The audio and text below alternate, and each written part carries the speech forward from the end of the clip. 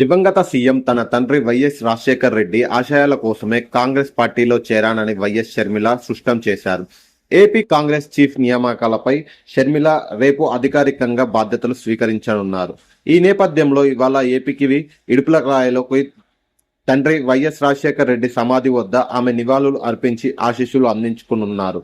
ఈ సందర్భంగా షర్మిల మీడియాతో మాట్లాడుతూ ఏపీసీసీ చీఫ్ బాధ్యతలు స్వీకరించబోతున్న నేపథ్యంలో తన తండ్రి బాధ్యతలను ఆశీస్సులు తీసుకొని వచ్చానని బాధ్యత తెలిపారు. కాంగ్రెస్ అన్న పార్టీ సిద్ధాంతాలు అన్న తన తండ్రి వైఎస్ ఎంతో ఇష్టమని, అందుకే రాజశేఖర్ బిడ్డగా కాంగ్రెస్ పార్టీలో చేరానని చెప్పారు. కాంగ్రెస్ పార్టీ సిద్ధాంతాల కోసం తాను పనిచేస్తానని తెలిపారు. రాహుల్ గాంధీ ప్రధాని కావడం తన తండ్రి కల అని, అది నెరవేరే వరకు పోరాటం చేస్తారని షర్మిల కీలక వ్యాఖ్యలు చేశారు.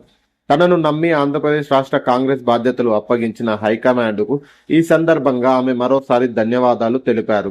ఇటీవల తన వైఎస్ఆర్సీపీ కాంగ్రెస్ పార్టీ విలీనంలో చేసిన షర్మిల ఆమె అస్సాం సైతం గూటికి చేరిన విషయం తెలిసిందే. కాంగ్రెస్ లో చేరిన షర్మిలకు అధిష్టానం కీలక పోస్టును కట్టబెట్టింది. త్వరలోనే అసెంబ్లీ, పార్లమెంట్ ఎన్నికల్లో జరగనున్న ఆంధ్రప్రదేశ్ స్టేట్ కు కాంగ్రెస్ చీఫ్ గా ఎన్నికలు నియామకం ఇచ్చింది. షర్మిల నేతృత్వంలో ఎన్నికల పోరులో బరిలో దిగాలని కాంగ్రెస్ డిసైడ్ అయ్యింది. ఈ నేపథ్యంలో సోదరుడు సీఎం జగన్ షర్మిల ఎలా ఢీకొడుతుందని ఆంధ్రప్రదేశ్ రాజకీయాల్లో తీవ్ర ఉత్కంఠత నెలకొన్నది. అన్నా చెల్లెళ్ల పోరుతో పాటు మరోవైపు టీడీపీ, జనసేనతో కలిసి బరిలో దిగుతుండడం ఆంధ్రప్రదేశ్ ఎన్నికలకు ముందే కాకరేపుతున్నాయి.